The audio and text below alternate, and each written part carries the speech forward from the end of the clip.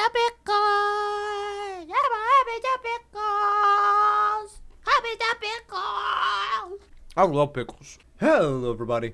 My name is MIV, but you can just call me Miv, and welcome to Tiny Bunny. I have no idea what this is, besides it's a horror game. So let's jump right into it. I don't know what I'm doing. I have no idea what I'm doing. To it. Whew. Let's see. What am I looking for? The wind clawed at my window all night long. It wandered the fields and howled like a hungry beast. An endless song weaved from all sorts of voices, shrill, gentle, sneery, twined in the air. Or does that say twinned? I'm not sure. I'm an idiot. They were shouting and laughing and arguing about something. Someone was running through... I can't read this one, I don't know. Someone was running through the snow while casting long shadows that would occasionally creep close to my bed. Our house had a mind of its own, the creaky old mind of a building that had seen a lot in its days and was seemingly trying to share its wisdom with the inhabitants. The lonely house faced the forest, and the dark green thicket gazed. That doesn't say glazed. I'm thinking Krispy Kreme. Dadgummit, I'm hungry. Back with its hollow eyes, rustling, whistling, whizzing, swaying back and forth. One could come out and stand at the edge of the forest to reassure themselves there was nobody behind the crooked trees. Fuzzy silhouettes swaying in the wind couldn't possibly do any harm. It's just a play of light and shadow. Just a play. I knew it was just my imagination. I was already 12 after all. Still. Oh hey, it's a fox! Isn't that something? Hey, put away your book. How many times have I told you not to read at the table? It's bad for your health. It's bad to read it's bad for your health to read, kids. Don't be reading. Don't actually take my advice on that. Don't. Stay in school, please. Look at how slouched you are. Hold on. I sit around like this. I just sit around like this. I'm so slouched. Let's see what we got going on. Hide. Is there anything else I can do here? I guess I'm hiding.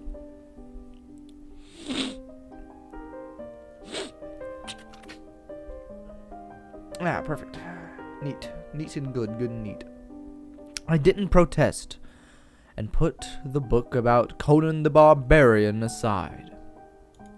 Why am I giving him such a methodical voice? Why am I doing that? He's 12. I was stuck on a line I couldn't understand after reading it 3 times, or anyway. Okay, that's that's understandable because I've done that several times, and I'm a junior in high school, so you've got nothing to worry about, pal. You ain't the only one having problems with reading. Oya. Oila had already finished her breakfast and was munching on some cookies.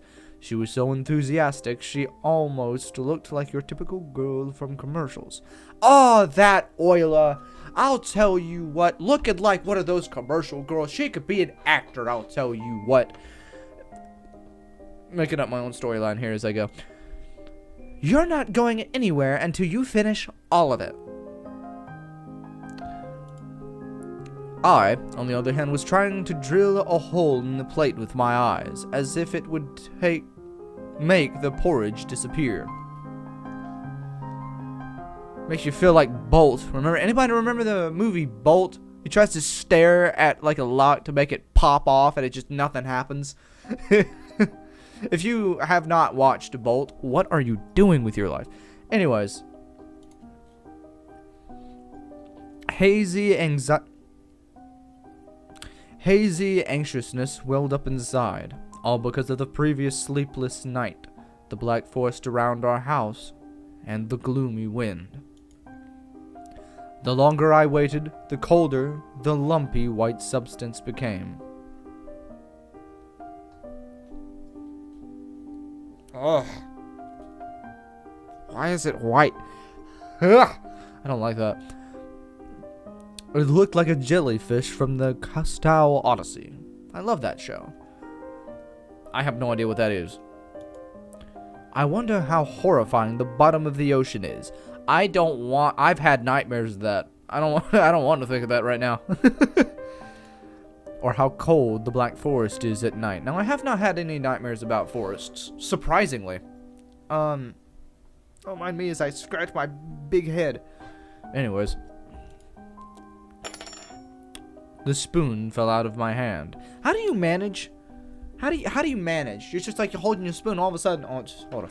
You're holding your spoon, you're just like, okay, it's like, how do you manage? Mom showered me with a cold glare from her green eyes. I'm pretty sure that's, pretty sure they're black.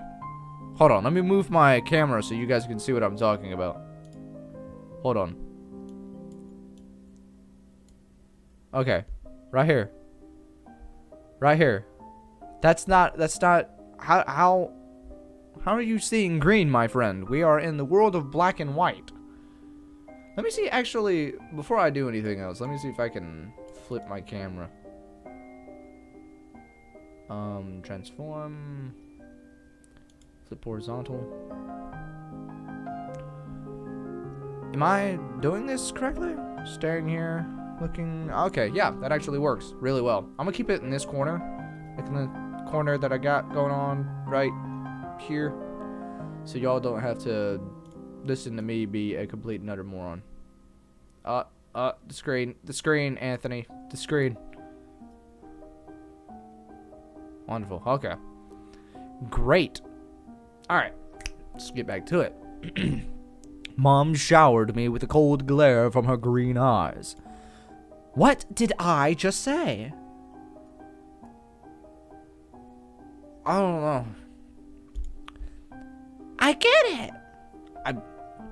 Anton? I get it. I get it. I don't know. Who's Anton? Is it this guy? Oh, I get it. Oh, okay. I tried to make that way too complicated. Oh, dear Lord in heaven.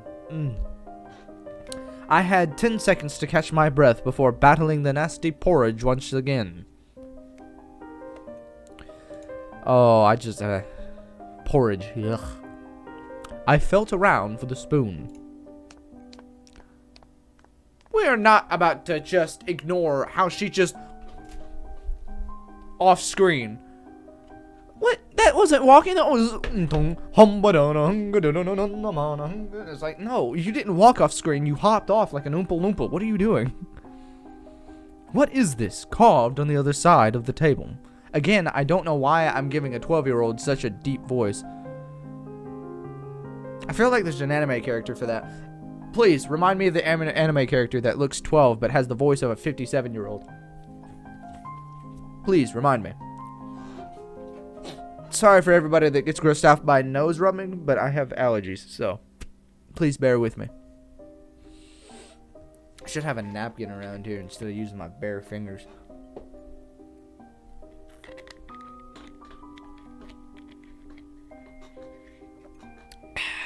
That's pretty good. I like that. What is this carved on the other side of the table? Karina. That's not a R. That is a P.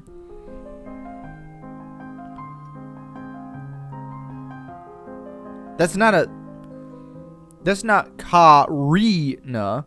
There's no R. That's a P. That's not an R. Let it go, Anthony. Let it go. Karina. That's not even a what? Somebody don't know how to pronounce or spell anything. That says Capnaha. That says Capnaha. Capnaha. That does not say Karina. I don't. Ah, that's my mom's name. Oh, yes, I love my mother. Capri. I love my mother. Capna. Love that mother of mine. I guess she carved it out with something pointy when she was little. Well, apparently, whenever she was little, she didn't know how to spell for anything. She sure was a rascal damaging the furniture like that. How would you know? You're 12. She would scold me for a week if I did something similar, though. Probably because she knows she was an idiot back then.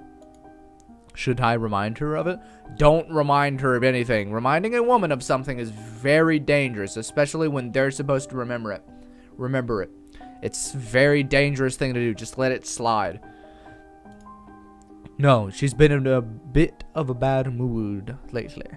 Good choice, boy. Good choice. Because otherwise you would get thrown it through the wall. And then some. I imagined her being my age, sitting under this table. I wonder, was Mom afraid of the dark back then? Where did this come from? Or the sounds coming from the attic? Y'all got sounds coming out of y'all attic? Y'all got an attic? I mean, we have an attic too, but we rarely ever use it. You know, one time I was going through the garage, found the door to it, and thought, we have an attic? I'm an idiot. But anyways. Oh, the thick forest. What is up with him and thick forest? He's got a thing for a thick forest. I imagined my grandma coming into my little mom's room, sitting at the edge of her bed, where Euler sleeps nowadays, and saying this in her soft, smooth voice. I don't know, something about this face doesn't say... Is that facial hair? Something about this voice does not say soft and smooth. But who am I to judge? Targa is such a special place, little girl. It's watching you closely, sniffing you out. Woo. No thank you, Joe. Leave me alone. For anybody, don't come at me for that.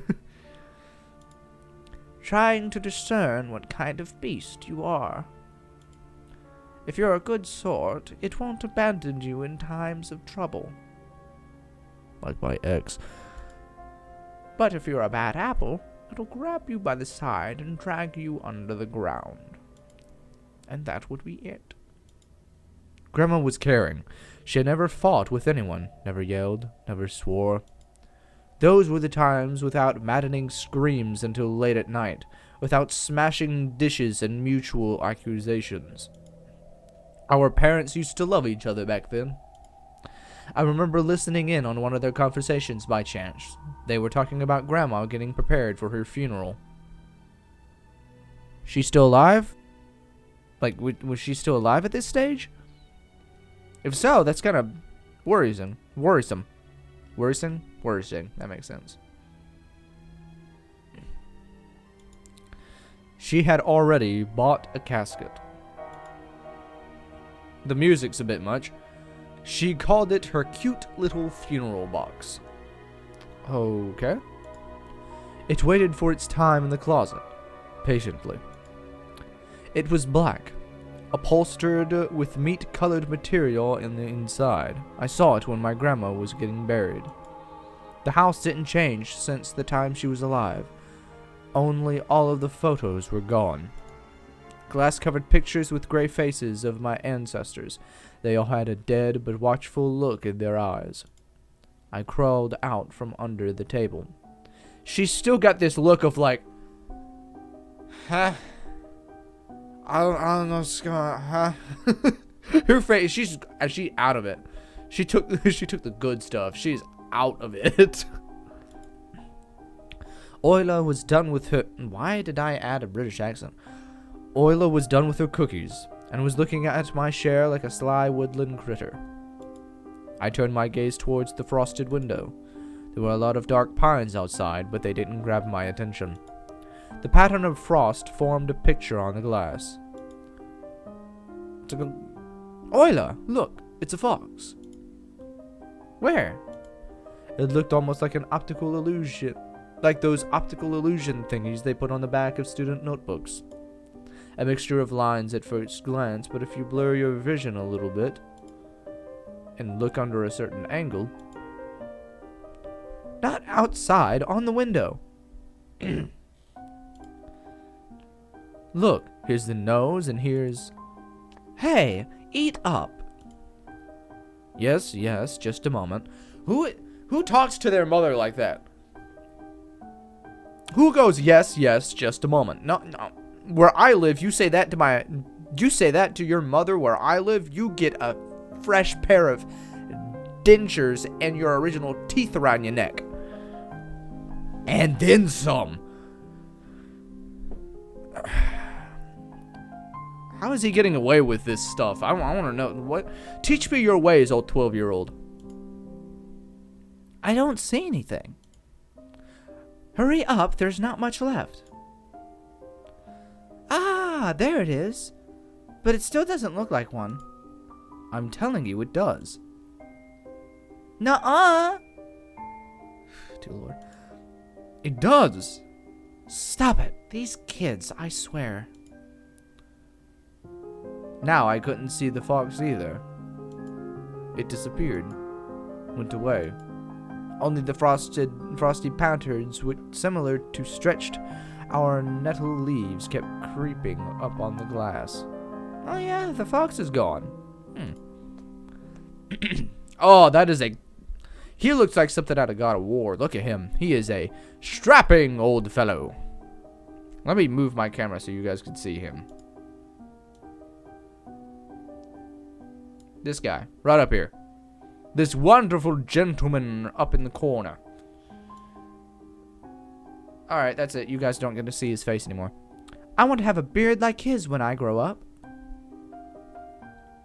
Okay. Mom would always ask jokingly, "Come on, shave it off. It stings." This was so long ago. Nowadays, rumbling doors and witty comebacks were an everyday occurrence. Oyla always covers her ears when she hears something like, "What's the point of in all this?" through the wall. "It's all for your sake," Dad would reply. "For the sake of our family." I always caught every sound in fear of hearing the most dreaded, the deadliest word that started with a D. D-I-V-O. Oh, he's worried about his parents getting divorced. Okay, this is starting to catch my attention. Okay. I don't even want to finish it. It was scary to imagine that me and my little sister could be torn apart and taken into two different families. Anyway, your fox is nothing. I have an owl on my window. You and your owl talk again. You said you believed me yesterday.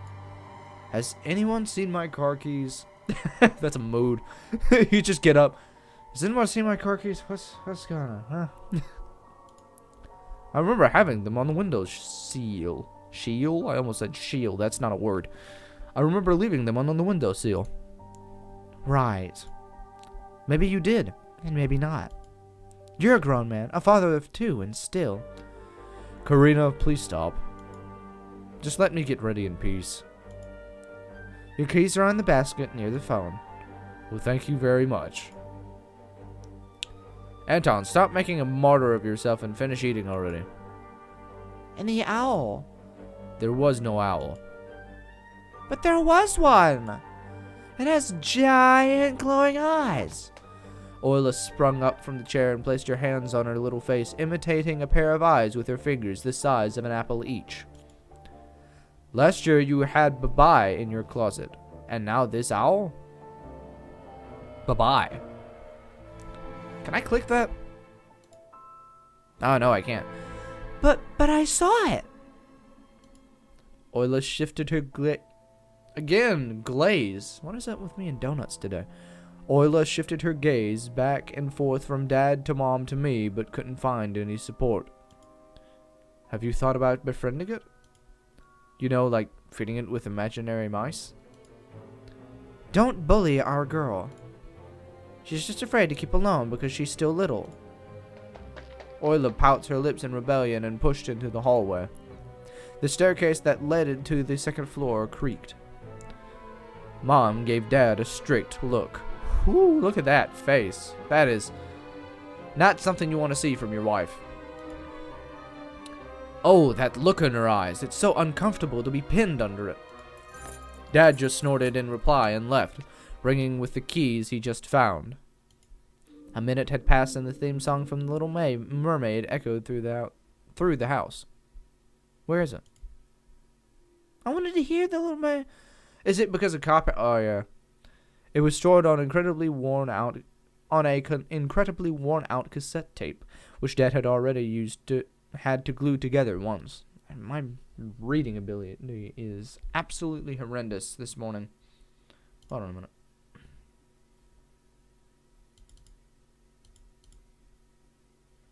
Anyways.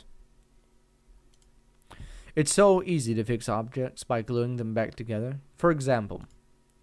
But how do you fix a relationship? Plenty of flex tape.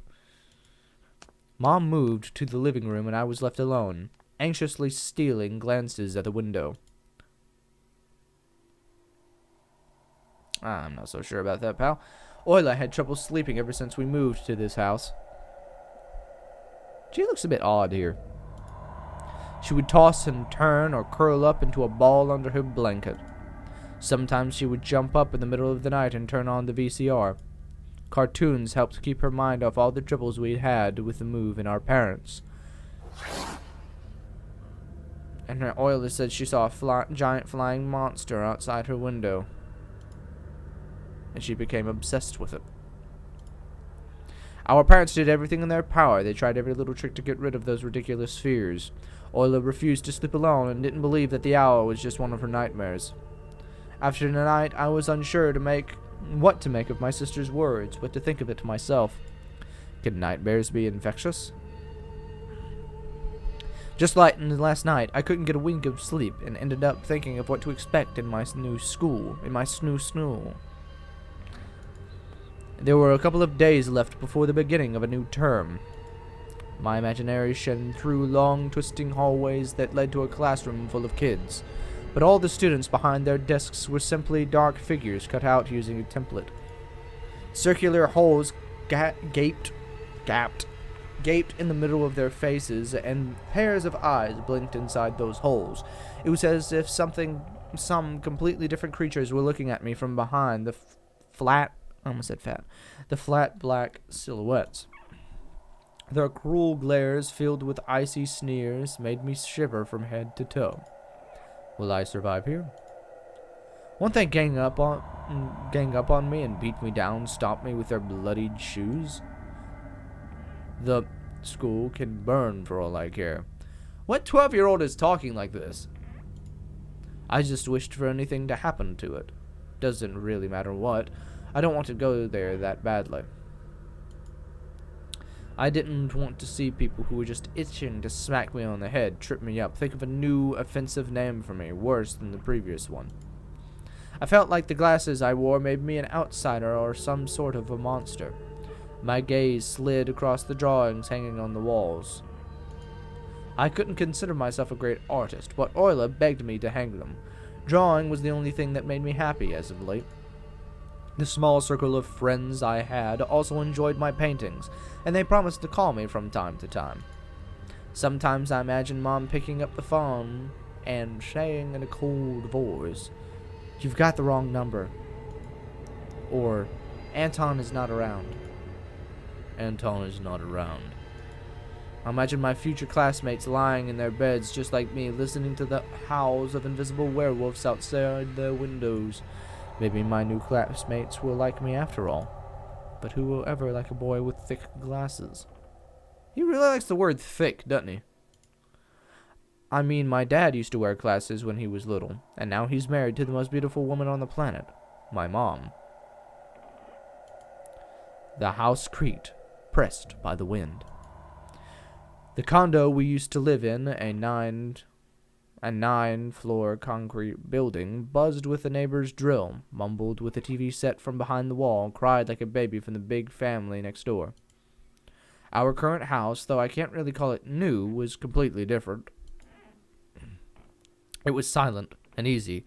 Going during the day, its shadows lay dormant in the corners, on the closet, cobwebs, and under the stairs, but they all woke up during the night. Something was watching me from every corner, almost as if the old photos of my deceased family, with their ashen eyes, were hanging on the walls in place of my drawings. The floor was squeaking, rusty drains were moaning, the attic was occupied by noisy drafts. I like the music's nice. One could think the house was performing some sort of demonic melody. And then I realized I was in fact hearing music. It was already playing for a good while. Somewhere at the edge of my perception, I could hear a flute. It was mixed in with the sound of the wind, of the creaking old house, and my thoughts, too. I stood up and rushed to the window. I wanted to reassure myself that this music was nothing more than a product of my imagination. It's not like someone is playing it there amidst the cold, snowy night, right? It's not night, it's morning. Someone was dancing in the field. Black silhouettes I could barely make out, with a dark forest as their backdrop. Those are wolves. And maybe a bear, I think, right here. I don't know what this guy is. They jumped around, basked in moonlight, bumped into piles of snow, rolled around and crawled on all fours. Stories about werewolves playing under the moon came to mind, but these were clearly not wolves. They stood upright at times, circled around holding hands and whipping up snow, disappearing into the shadows for a brief moment and then coming back. Something bizarre was going on. Shadows dancing in the starless abyss made my imagination go wild, making me anxious at the same time. Suddenly, the music had stopped. The dancing shadows froze in place, and I could swear pierced me with their eyes. One of the silhouettes immediately parted from the bizarre shadow carnival and sprinted across the field with giant leaps. It glided on a sneaky snow without leaving any prints until it was devoured by pitch-black shadow of my house, which became even darker and thicker. My heart was jumping around like a bird inside a cage. I shut the curtains with a swift motion and stepped back toward the bed. They saw me. A freezing torrent of fear washed over me. I stood in the middle of a perfectly dark room and listened to some unwanted guest move and scrape around, looking for an entrance. The sound moved to the right, then circled around the house. Now my guest should be at the front door. I jumped onto the bed and covered myself with a blanket as if it could protect me. The shackles of fear locked my muscles. I remember the funeral, my grandma laying there, hands crossed on her chest, her facial features sharp like that of a tin doll. Ants running up and down the legs of chairs that held my grandma's casket. I imagined those little creatures climbing up her head and pulling her eyelids from their tiny legs. I don't know what that said. Then her wrinkly eyeballs would once again move inside their sockets and she'd be able to see her grandchildren. I was chanting the spell she taught me throughout the whole procedure. And now, lying under the bed and listening to squeaks and howls, I was repeating the same words. On the island of Boyan, underneath the blemished sun, in the sea of color blue, stand a cabinet made of wood. There lay hard and ashen hair for the spawn from Devil's Lair. I need to learn to read. To feast and always leave alone God's faithful servant named Anton. Evil leave this house must. Ashes to ashes, dust to dust. Bizarre sounds had disappeared. I cautiously peeked out from under the blanket and saw curtains waving around like hangmen. Then the night doused me with a new portion of boiling terror. The sound scratched at my eardrums. In reality, something or someone was scratching at the front door, hurried clawing at wood, demanding to be let in. The door was shut. Dad had become very cautious recently, so he installed a sturdy lock. I remember him staring at the forest intently as if he was looking for someone. Ashes to ashes. Dust to dust. I hugged my knees. Plassing? What is plassing? Hey Siri. What is plassing?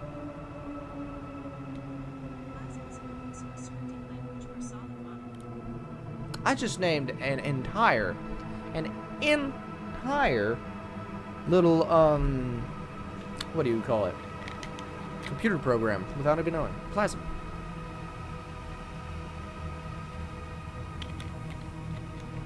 Wonderful. Alright. I don't know if I read this already, but I'm gonna read it again. I hugged my knees, placing my chin between them, and drilled the door with my eyes. It was so flimsy and weak before the might of darkness. And then the doorknob twitched slightly. Then it turned halfway, once, twice, as the person who tried to enter had no hands. The doorknob tilted once more and then started clicking violently. My jaw cramped from fear. My wet fingers clutched the blanket. The door creaked and open. The wind taunted me, moaning inside the tin drains. Now you'll see. The door was wide open. The darkness writhed inside the carnivorous mouth of a doorway.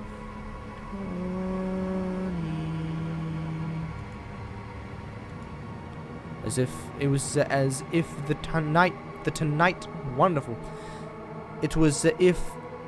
the night itself was calling out to me, flapping its black wings and squeaking with rusty hinges. I was trembling, ensnared by the web of darkness that hung in the corners of my room, waiting for the one who weaved it to come out of the gaping black hole. Tony. My abdomen tightened and my chest rose up, ready to exhale a desperate scream. But before I was able to do anything, the darkness asked me, "Tony, you asleep?" My sister's pale face protruded from the thick shadows. Oh! I almost screamed from relief. Oyla? I'm not sleeping. Did something happen? Oyla frowned and stuck out her lower lip, a clear sign that she was about to cry. It's there again, staring at me. Shoo her away, Tony, please. I'm so scared. The fear that was tormenting me just a minute ago crawled away and hid somewhere in my stomach. I needed to calm Oyla down. It was just a dream, silly. Don't be scared. Dreams don't bite. No one's going to harm you. Oyla sobbed. She was trying her best to believe me. But was I sure myself? I have an idea. Let's go down to your room and watch the video Sleeping Beauty, for example. You like that cartoon, don't you? Why does the Sleeping Beauty have a prince and I have this scary bird? That question took me by surprise. Alright, let's watch Cinderella. My thoughts became tangled, fuzzy. What was that? What studied me with its eyes while dancing feverishly under the moon? The darkness was clinging to the window and it couldn't be fooled by Grandma's old chants. It couldn't be satisfied with a feast of lard and long ashen hair. Tony, you coming? Yes, just a moment. Woo!